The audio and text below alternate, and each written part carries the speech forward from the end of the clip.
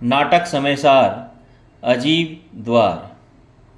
जीव द्वार का वर्णन करने के उपरांत पंडित बनारसी दास जी अजीव अधिकार वर्णन करने की प्रतिज्ञा करते हैं। जीव तत्व अधिकारयः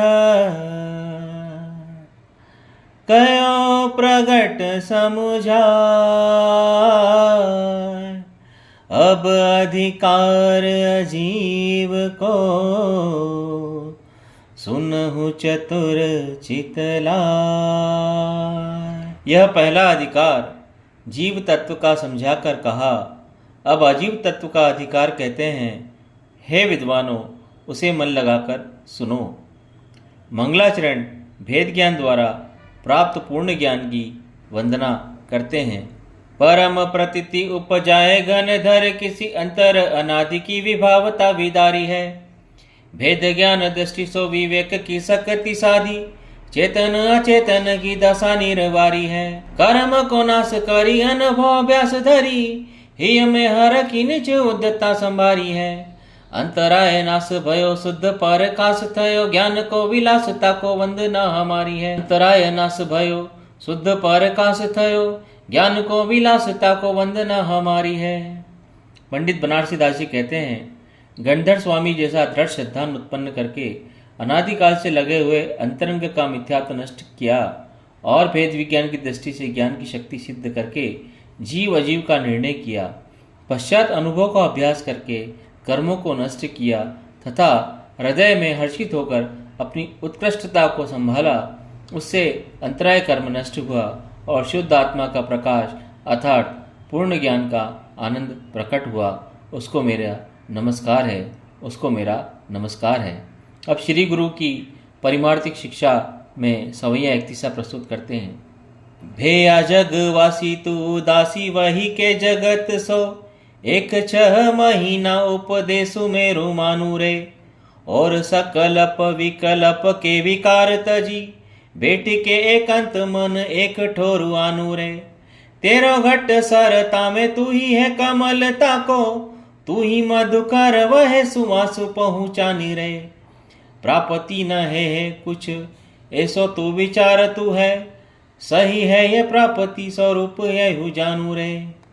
पंडित बनारसी दास जी कहते हैं, हे भाई संसारी जीव, तू संसार से विरक्त होकर एक 6 महीने के लिए मेरी सीख मान और एकांत स्थान में बैठकर राग द्वेष की तरंगे छोड़ के चित्त को एकाग्र कर। तेरे हृदय रूप सरोवर में तू ही कमल बन और तू ही भोरा बनकर अपने स्वभाव की सुगंध ले। जो तू यह सोचे कि मैं इससे कुछ नहीं मिलेगा, तो नियम से स्वरूप की प्राप्ति होगी। आत्मसिद्धि की का यही उपाय है। विशेष में यह कहते हैं कि यह पिंडस्थ ध्यान है। अपने चित्त रूप सरोवर में सहस्त्र दल का कमल कल्पित करके प्राणायाम किया जाता है, जिससे ध्यान स्थिर होता है और ज्ञान गुण प्रकट होता है। पंडित बनारसी दास जी जीव और पुद्गल का लक्षण प्रस्तुत करने के लिए दोहा बोलते हैं। चेतनवंत अनंत गुण, सहित सुआतम राम। याते अनमिल और सब, पुद्गल के परिणाम। पंडित बनारसी दास जी कहते हैं, जीव द्रव्य चैतन्य मूर्ति और अनंत गुण संपन्न है। इससे भिन्न और सब पुद्गल की परिणति है।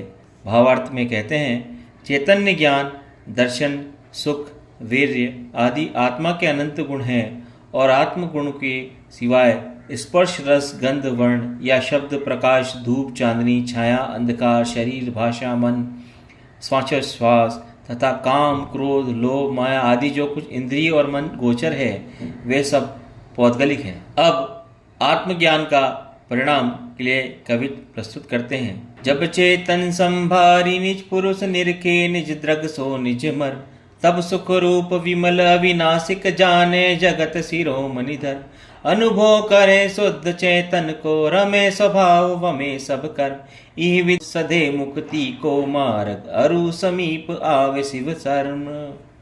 पंडित बनारसी दास जी कहते हैं, अब आत्मा अपनी शक्ति को संभालता है और ज्ञान ने नेत्रों से अपनी असली स्वभाव को परखता है, तब वह आत्मा का स्वभाव आनंद रूप, निर्मल, नित्य और लोक का शिरोमणि जानता है तथा शुद्ध चैतन्य का अनुभव करके अपने स्वभाव में लीन होकर संपूर्ण कर्म दल को दूर करता है। इस प्रयत्न से मोक्ष मार्ग सिद्ध होता है और निराकुलता का आनंद प्रकट होता है। अब जड़ चेतन की भिन्नता के लिए दोहा प्रस्तुत करते हैं। वर्णादिक रागादियः रूप हमारो नाय, एक ब्रह्म नहीं दूसरो, दिसे अनुभव माही। पंडित बनारसी दास जी कहते हैं, शरीर संबंधी रूप, रस, गंध, स्पर्श आदि व राग द्वेष आदि विभाव सब अचेतन है। ये हमारे स्वरूप नहीं है। आत्म अनुभव में एक ब्रह्म के सिवाय अन्य कुछ भी नहीं भासता। आगे पंडित बनारसी दास जी देह और जीव की भिन्नता पर दृष्टांत में एक दोहा प्रस्तुत करते हैं। खांडो कई है कनक को, कनक म्यान सैयो, न्यारो निरखत म्यान सो, लोह कहे सब लो। सोने के म्यान में रखी हुई लोहे की तलवार सोने की कही जाती है, परंतु जब वह लोहे की तलवार सोने के म्यान से अलग की जाती है तब लोग उसे लोहे की ही कहते हैं। उसी प्रकार भावार्थ में प्रस्तुत करते हैं, शरीर और आत्मा हे क्षेत्रावगा स्थित है, सो संसारी जीव भेद विज्ञान के अभाव से शरीर ही को आत्मा समझ जाते हैं, परंतु जब भेद विज्ञान में उनकी पहचान की जाती है तब चित्त चमत्कार आत्मा जुदा भासने लगता है और शरीर में आत्मबुद्धि हट जाती है।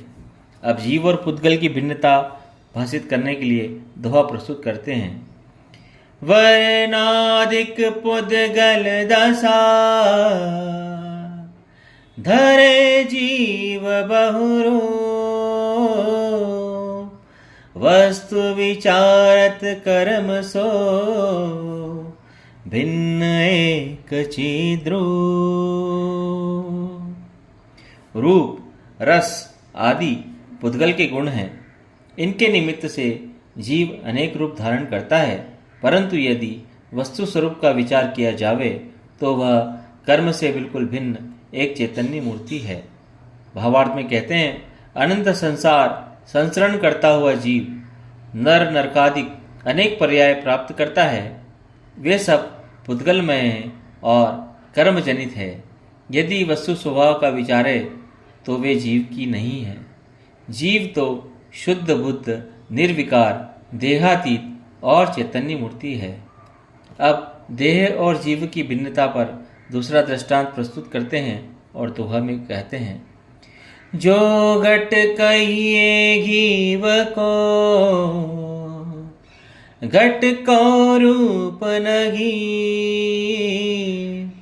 त्यो वर्णादिक नाम सो, जड़ता लहे न जी।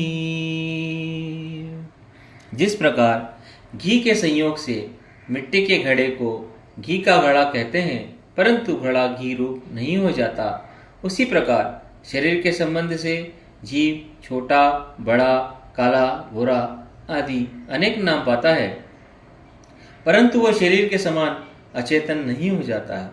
भावार्थ में कहते हैं, शरीर अचेतन है और जीव उसके साथ अनंत काल से संबंध है, तो भी जीव शरीर के संबंध से कभी अचेतन नहीं होता, सदा चेतन ही रहता है। अब आत्मा का प्रत्यक्ष स्वरूप बताते हुए दोहा प्रस्तुत करते हैं। निराबाद चेतन अलख, जाने सहज स्वकी, अचल अनादि अनंत नित, प्रगट जगत में जीव। पंडित बनारसी दास जी कहते हैं, जीव पदार्थ निराभार, चैतन्य, अरूपी स्वाभाविक ज्ञाता अचल, अनादि, अनंत और नित्य है, सो संसार में प्रत्यक्ष प्रमाण है। भावार्थ में कहते हैं, जीव साता असाता की बाधा से रहित है, इससे निराबाध है, सदा चेतता रहता है, इससे चेतन है, इंद्रिय गोचर नहीं, इससे अलग है। अपने स्वभाव को आप ही जानता है, इससे स्वकीय है। अपने ज्ञान स्वभाव से नहीं चिकता, इससे अचल है। आदि रहित है, इससे अनादि है। अनंत गुण सहित है, इससे अनंत है। कभी नाश नहीं होता, इससे नित्य है। पंडित बनारसी दास जी अनुभव का विधान में सवैया एक किस्सा प्रस्तुत करते हैं। रूप रसवंत मूर्तिक एक पुद्गल, रूप बिनु और यो अजीव दुर्बदुदा है। चारी है अमूर्तिक, जीव भी अमूर्तिक, याहिते अमूर्तिक वस्तु ध्यान मुदा है। और सोन का बहु प्रकट आपु आपु सो, ऐसो तीर चेतन स्वभाव शुद्ध सोदा है। चेतन को अनुभव आराधे जगते जीव, जिन ही को अखंड रस चखीवे को छुदा है। चेतन को अनुभव आराधे जगते जीव, जिन को अखंड रस चखीवे की छुदा है।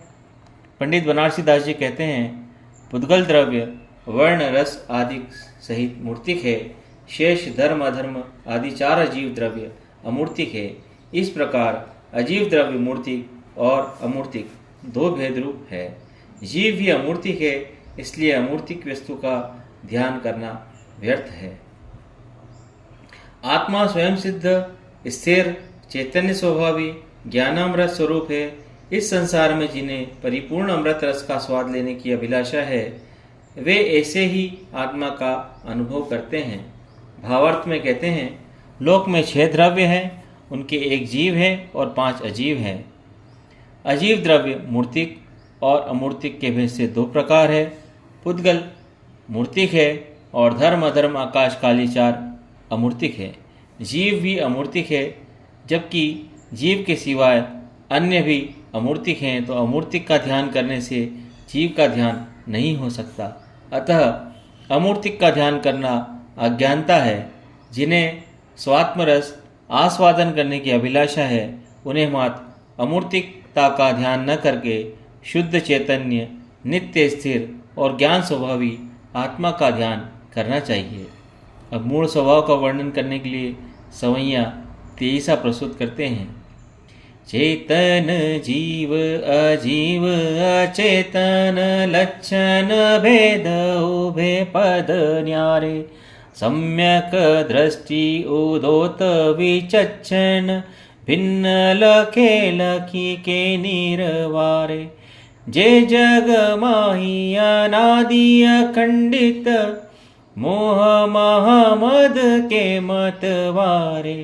ते जड़ चेतन एक कहे तीन ही की, फिरी टेक टेरी नहीं टारे। पंडित बनारसी दास जी कहते हैं, जीव चैतन्य है, अजीव जड़ है।